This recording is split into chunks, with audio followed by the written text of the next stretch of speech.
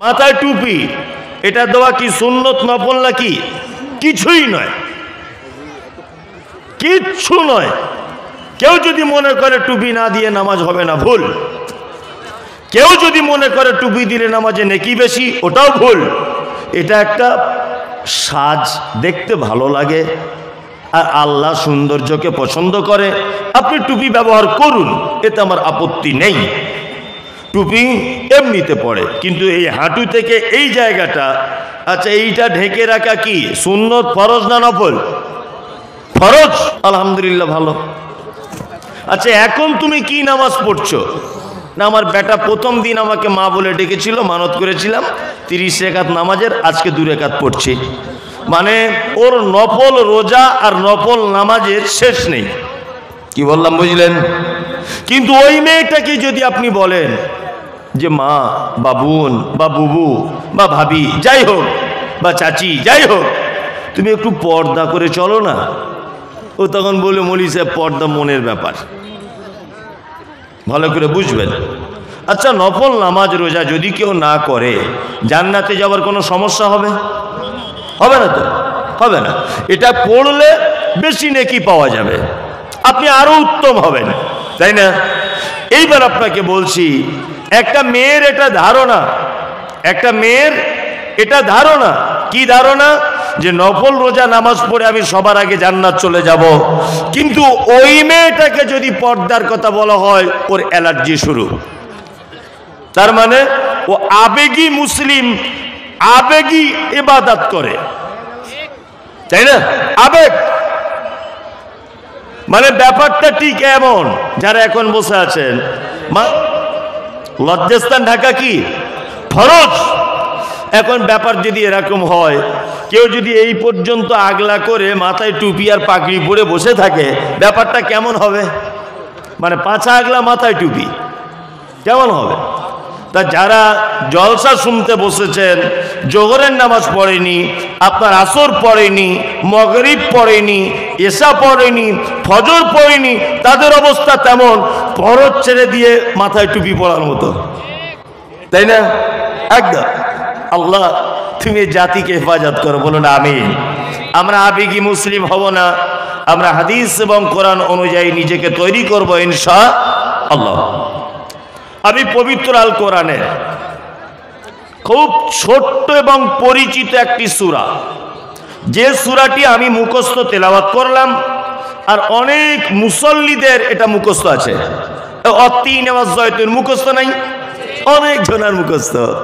কিন্তু দুর্ভাগ্য এই জায়গায় আল্লাহ সুবহানাহু ওয়া তাআলা পবিত্র আল কোরআনে বলছেন, নাহনু নাকুসসু আলাইকা আহসানাল কসাস বিমা আওহাইনা ইলাইকা হাযাল কোরআন। সারা পৃথিবীতে যত গদ্য পদ্য উপন্যাস আবৃত্তি কবিতা যা কিছু আছে, কোরআনের থেকে সুন্দর কথা কাহিনী আর পৃথিবীর কোনো বইয়ে নাই।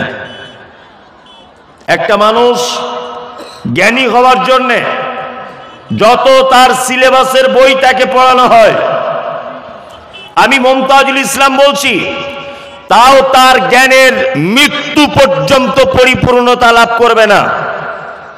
একটা ছেলে যদি মাস্টার্স করে, একটা ছেলে এমএ পাস করে, একটা ছেলে বিএ পাস করে, একটা ছেলে ইঞ্জিনিয়ার হোক, একজন ব্যারিস্টার হোক, একজন উকিল হোক, একজন উচ্চ পদস্থ শিক্ষিত মানুষ ডিগ্রিধারী হোক, তবুও তার জ্ঞানের একটা সংকীর্ণতা থেকে যাবে।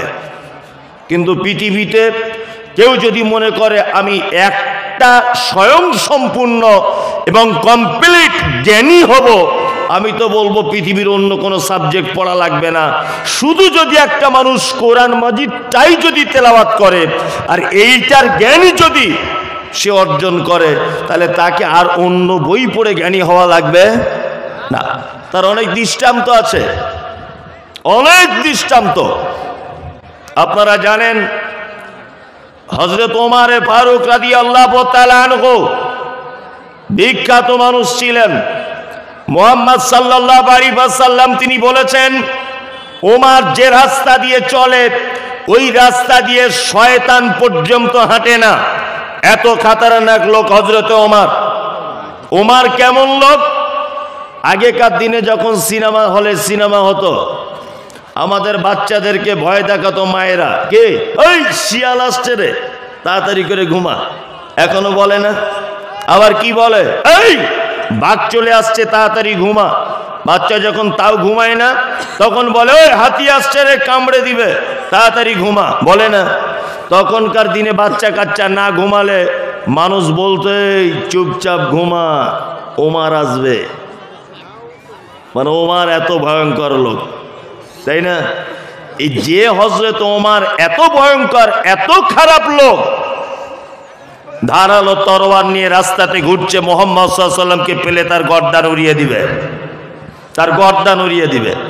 সেই হযরত ওমর পবিত্র আল কোরআনের ছত্র ছায়াতে এসে সে হয়ে গেল পৃথিবীর একজন দামি মানুষ। আর এত দামি মানুষ, মুহাম্মদ সাল্লাল্লাহু আলাইহি ওয়াসাল্লাম বললেন 10 জন জান্নাতে যাবার সার্টিফিকেট পেয়েছে সাহাবী, তার ভিতরে রয়েছেন হযরত ওমর ফারুক রাদিয়াল্লাহু তাআলা আনহু। ভাবতে পারছেন কিসের জ্ঞান? কোরআনের জ্ঞান। আল্লাহু আকবার, অবাক করে দেয়।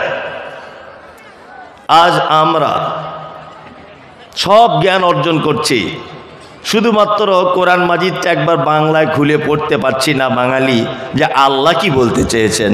অত্তিনে ওয়া জয়তুন সবাই জানে, জানে না? যদি বলছেন অত্তিনে বলার জন্য এই কলকাতা থেকে আসতে হলো আপনাকে, আমাদের এলাকার মৌলী সাহেব ছিল না, আরে গোলাম হোসেন, ওইটাই তো ব্যাপার। অত্তিনেটাই আপনি শুধু শুনুন, শুনে বাড়ি চলে যান, দেখবেন এতে আপনার অনেক কাজ হবে ইনশাআল্লাহ, অনেক কাজ। আল্লাহ সুবহানাহু ওয়া তাআলা, আচ্ছা বলুন,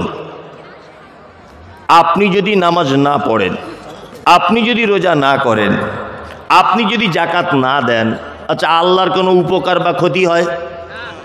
হয় না তো, কিচ্ছু হয় না, তাই না? আচ্ছা আল্লাহ সুবহানাহু ওয়া তাআলা, আপনি যদি মসজিদ মাদ্রাসায় দান না করেন, কোরআন যদি তেলাওয়াত না করেন, মাদ্রাসায় যদি টাকা না দেন, আল্লাহর কোনো ক্ষতি হয়? কোনো ক্ষতি হয় না, হয়? হয় না।